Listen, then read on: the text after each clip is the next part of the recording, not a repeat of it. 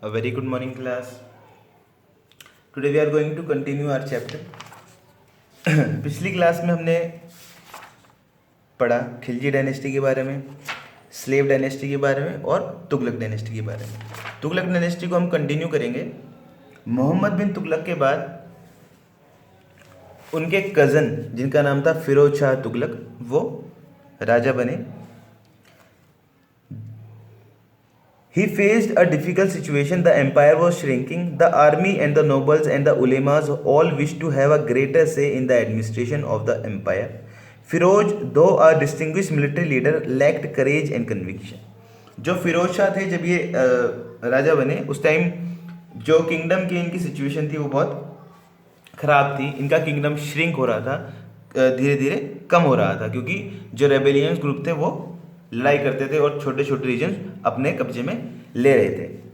और फिरोज शाह तुगलक जब राजा बने उस टाइम जो उलेमास और जो नोबल्स होते थे कोर्ट में, उनका दबदबा कोर्ट में ज़्यादा था.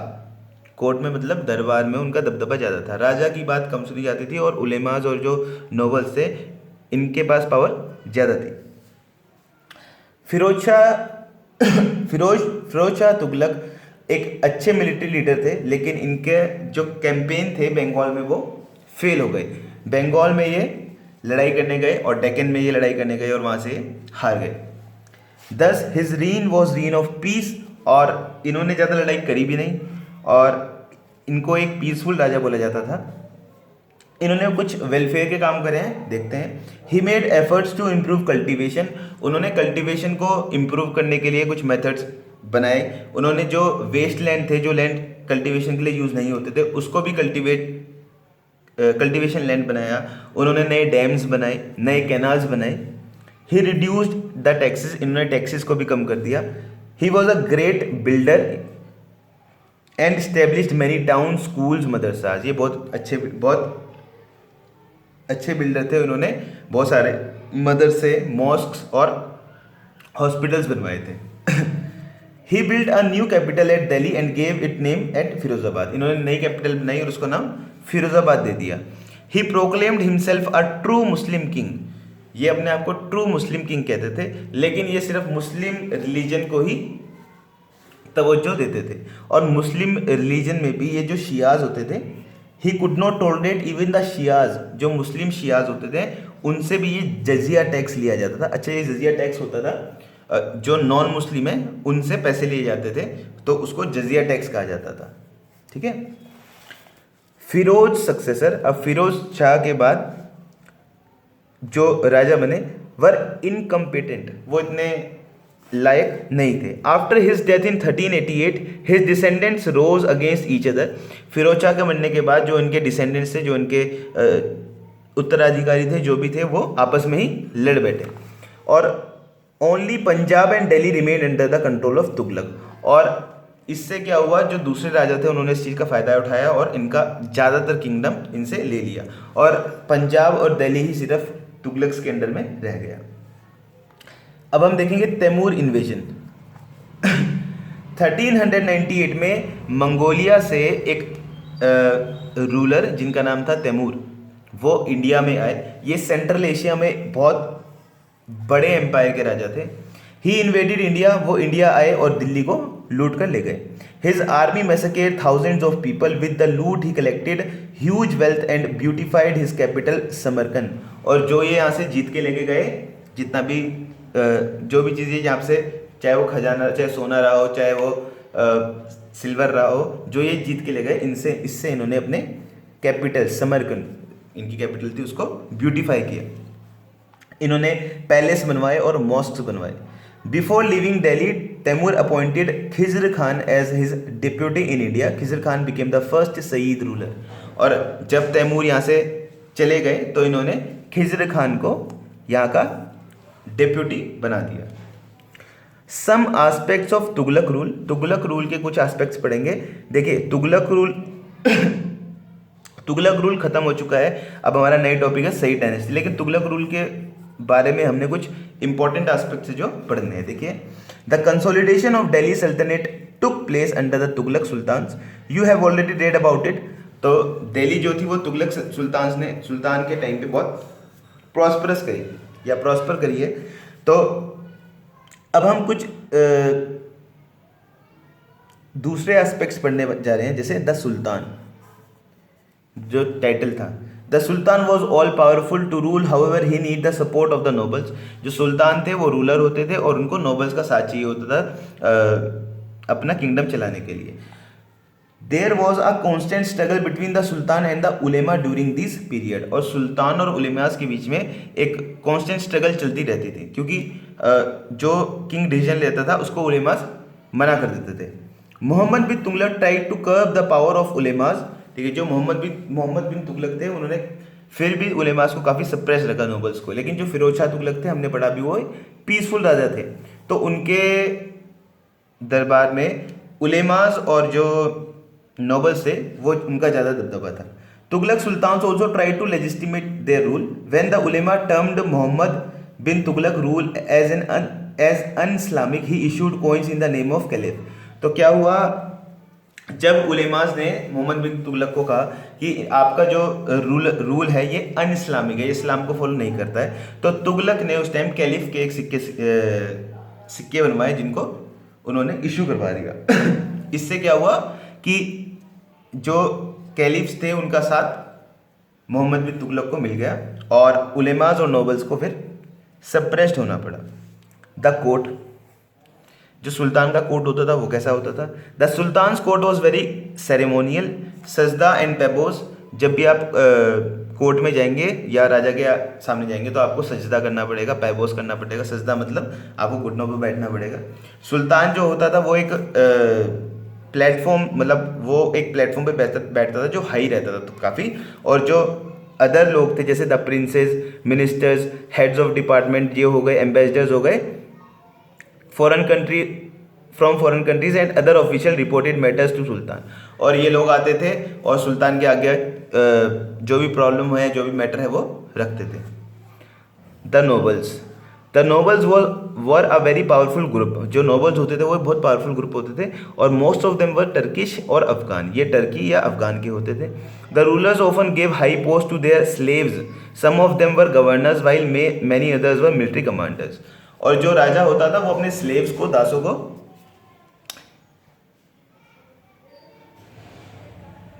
पोस्ट देके रखते थे, या तो गवर्नर्स होते थे जो राजा के दास होंगे, या तो वो गवर्नर्स होते थे या वो मिलिट्री कमांडर्स होते थे। इब्न बतूता एंड बरानी mentioned many people of humble origin. और इब्न बतूता और बर्नी ने अपनी बुक्स में काफ़ी लोगों के बारे में बताया है, जैसे रतन एंड फिरोज, ये दोनों बार्बर्स थे मोहम्मद बिन तुगलक के और इनको पोस्ट दी गई थी। नजीब एक म्यूजिशियन थे और इनको भी एक पोस्ट दी गई थी। मनका ये कुक थे और लाढ़ा एंड पीरा ये गार्डनर्स थे, इनको, ये स्लेव्स थे लेकिन इनको पोस्ट मिली हुई थी। देयर वर 4 डिपार्टमेंट्स ऑफ और पिलर्स ऑफ एडमिनिस्ट्रेशन, और 4 डिपार्टमेंट ऑफ एडमिनिस्ट्रेशन थे, जैसे दीवान ए विजारत, एक डिपार्टमेंट था दीवान ए विजारत। जैसे अभी हमारे कंट्री में फाइनेंस डिपार्टमेंट अलग होता है और फॉरेन डिपार्टमेंट अलग होता है, डिफेंस डिपार्टमेंट अलग होता है, ऐसे ही उस टाइम पे एक दीवान ए विजारत थी। दीवान ए विजारत फाइनेंस, मतलब वो पैसों का जो भी लेन देन है उसको देखते थे। फिर सेकंड था दीवान ए रिसालत। दीवान ए रिसालत मिलिट्री से रिलेटेड था। फिर थे दीवान ए अर्ज। दीवान ए अर्ज कंसर्न विद मैटर्स, ये प्रॉब्लम्स को सॉल्व करते थे। और उसके बाद दीवान ए इंशा कंसर्न विद रॉयल कॉरस्पॉन्डेंट्स। जो दीवान ए इंशा है ये राजा से रिलेटेड, ये राजा के लिए, राजा को सर्विस देते थे। The sultan selected nobles to the head of the department of the state. जो सुल्तान होते थे ये नोबल्स को हेड ऑफ द डिपार्टमेंट बना देते थे। द वजीर भी एक पोस्ट होती थी जो कि प्राइम मिनिस्टर होता था, और वजीर बहुत पावरफुल होता था। He supervise the work of all officials, kept a record of revenue and expenditure and appointed people to important post. जो वजीर या प्राइम मिनिस्टर होता है, इसका काम होता था जो दूसरे ऑफिसर्स हैं उनसे रिपोर्ट लेना, रेवेन्यू कलेक्ट करना, एक्सपेंडिचर देखना, और किसी को अपॉइंट करना है तो उसकी पोस्ट अलॉट करना भी वजीर का काम होता था। The qazi was the chief जज और and sultan adviser on religious issues. और काजी होते थे, जो काजी क्या करते थे, वो रिलीजियस इश्यूज पे राजा को सलाह दिया करते थे।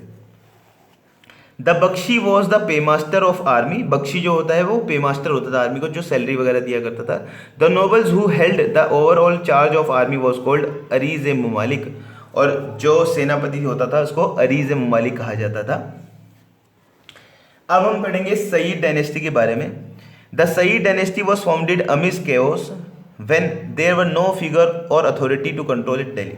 तो जो सईद डायनेस्टी थी, इस टाइम पर, जिस टाइम सईद डायनेस्टी स्टैब्लिश हुई, दिल्ली में किसी का कंट्रोल नहीं था इतना। खिजर खान सईद, जिनको तैमूर जो कि मंगोल से आए थे, उनको यहाँ पर अपना रिप्रेजेंटेटिव छोड़ गए थे। Khizr Khan was appointed the governor of Multan by Firoz Shah Tughlaq. इनको फिरोज शाह तुगलक ने गवर्नर अपॉइंट करा था मुल्तान का। मुल्तान अब पाकिस्तान में है। He participated in war of succession among the rivals princes after the death of Firoz Shah. और जब फिरोज शाह मर गए तो इन्होंने जो फिरोज शाह के बाद आने वाले एम्परर थे उनसे लड़ाई भी करी।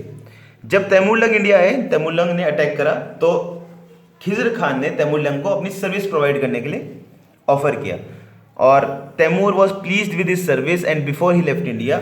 और तैमूर इनसे बहुत खुश हुए, और जब वो इंडिया से वापस गए तैमूर, तो इनको अपॉइंट करा उन्होंने गवर्नर मुल्तान का, लाहौर का और दीपालपुर का। ठीक है।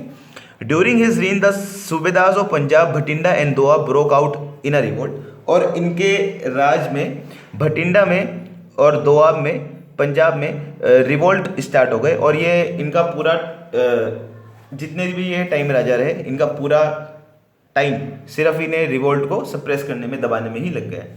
इसके बाद मुबारक शाह, ये 1421 से लेके 1434 तक राजा बने। ये बेटे थे खिजर खान के। Mubarak Shah was an efficient ruler, ये बहुत अच्छे रूलर थे। He undertook disciplinary action against jagirdars and nobles to collect revenue from them. और जगीरदार्स और नोबल से भी इन्होंने टैक्स कलेक्ट करना स्टार्ट कर दिया। This assertion of the right of the Sultan displeased the Jagirdars and nobles who treated their province as their own property. और जगीरदार्स और जो नोबल्स होते थे, जो राजा अपॉइंट करता था अपनी सिटीज को कमांड करने के लिए, तो इन्होंने उनसे भी टैक्स करना लेना स्टार्ट कर दिया, और यही इनके लिए ट्रबल क्रिएट हो गई, क्योंकि नोबल्स और जो वो थे जगीरदार्स, वो इनके खिलाफ हो गए। इसके बाद नोबल्स और जगीरदार्स ने मोहम्मद शाह को राजा बना दिया। The nobles put Mohammad Shah on the throne. Mohammad Shah was Mubarak's nephew, ये मुबारक शाह के नेफ्यू थे। He was authorize to rule mere area of 30 miles. इनको एक 30 माइल का एरिया दे दिया था जिसके अंदर ये रूल करते थे, और जो बाकी का एरिया था वो सिर्फ नोबल्स और जमींदार से वो देखते थे। इसके बाद Alauddin Alam Shah, after the death of Mohammad Shah his son took over the throne under the title of Alam Shah. इन्होंने आलम शाह के नाम से टाइटल को गेन किया। The last Sayyid king lost Delhi to Bahlol Lodi in 1451, और बहलोल लोदी से 1451 में ये हार गए। इससे लोदी डायनेस्टी की स्टार्टिंग हुई। अब लोदीज के बारे में पढ़ेंगे। The Lodi dynasty was stablish by गिजलानी tribe of Afghans. There were 3 main rulers of Lodi dynasty. तो जो लोदी थे ये अफगान्स थे। अब देखते हैं हम पहले बहलोल लोदी के बारे में पढ़ेंगे। बहलोल लोदी ने 1451 से लेके 1489 तक दिल्ली पर राज किया। Bahlol Lodi was the founder of the Lodi dynasty. He was the Afghan noble and a very brave soldier. Bahlol's territory spread across Jaunpur, Gwalior and northern Uttar Pradesh in 1486। 1486 में बहलोल लोदी अफगानिस्तान से लेकर इंडिया तक, जौनपुर, ग्वालियर मध्य प्रदेश और उत्तर प्रदेश तक भी इनका राज था। He appointed his eldest son Barbak Shah as the viceroy of Jaunpur. इन्होंने अपने सबसे बड़े लड़के को, बरबक शाह को, जौनपुर का वाइसरॉय बनाया। At the time of his death the saltanat stretched from Punjab to Bihar. और जब बहलोल लोदी मर रहे थे, या जब वो मर गए, उस टाइम पर जो लोदी डायनेस्टी थी वो पंजाब और बिहार के एरिया को भी कैप्चर करती थी। अब हम पढ़ेंगे सिकंदर लोदी के बारे में। The most capable ruler of this dynasty. देखिए, Sikandar Lodi was the most capable leader of Lodi dynasty. Sikandar Lodi tried to consolidate his power by bringing the provincial governors and chieftains under his control. He suppressed the prevailing disorder and, like Balban, attempted to restore the dignity of the court. तो इन्होंने क्या करा, जो सिकंदर लोदी थे, जो इनके chieftains होते थे जो छोटे छोटे एरिया को गवर्न करते थे, उनके ऊपर इनका बहुत अच्छा कंट्रोल था। और बलबन के, जैसे बलबन ने अपना कोर्ट की डिग्निटी बनाए रखी थी, इनको ने भी अपने कोर्ट की डिग्निटी बना के रखी। The roads became safe for travel and trade again flourish. देखिए रोड्स भी सेफ हो गई, रोड्स भी अच्छी करी इन्होंने, और ट्रेड फ्लरिश करने लगा।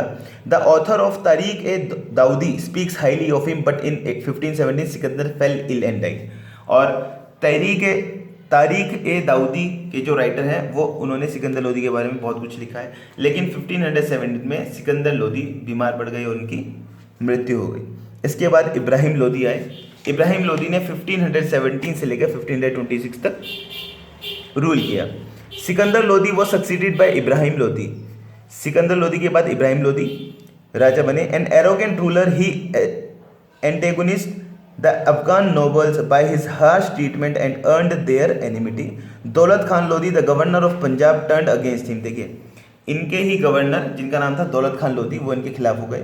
And declared himself partially independent. उन्होंने कहा हम इंडिपेंडेंट हैं। He invited Zahiruddin Muhammad Babur the king of Afghanistan. अब देखिए दौलत खान लोदी ने अफगानिस्तान के जो राजा थे बाबर, उनको इंडिया में इनवाइट किया और कहा कि आप इब्राहिम लोदी से लड़ाई कीजिए और मैं आपकी हेल्प करूंगा इनको हराने में। Babar led as many as 5 expeditions to India during 1519 to 26 AD.